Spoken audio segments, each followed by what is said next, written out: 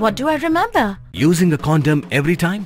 Yeah, I remember. I don't ignore it. Using a condom every time during sex is really important. Wow, Ria is smart. Life will be safe for sure when condom is used always. Don't ignore, remember once more.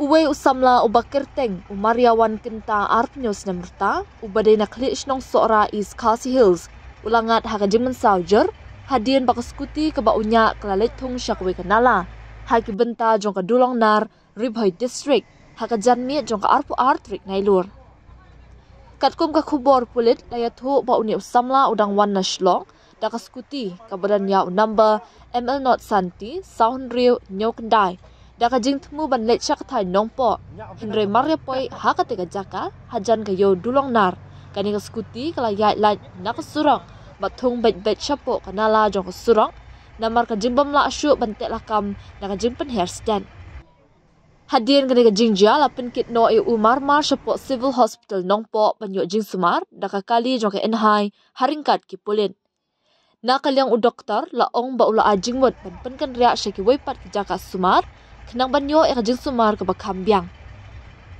Ya ketika skuti lawan lamno syapo police station bat kajing tokit benia halur ketika jingja kadang ya syakman.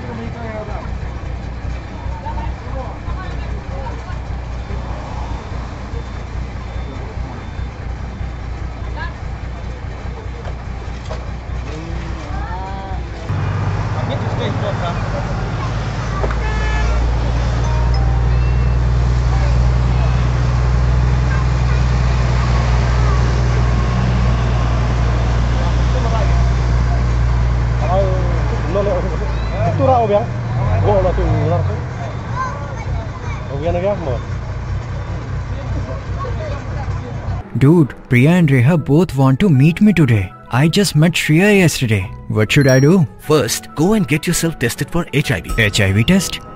You have multiple casual relationships and unsafe sexual practices. So it is important to get tested for HIV. You are scaring me, bro. I'm not trying to scare you. I'm trying to make you aware. Having sex with someone without a condom carries the risk of HIV. Why are you always ignoring this? Do I have to remind you every single time? And yes, you seriously need to change your behavior. Okay, fine. I'm not ignoring it. Sorry, Priya. Sorry, Reha. Today I am giving time to the HIV test, not to you guys. If your habits are like Rahul, HIV test is important for you.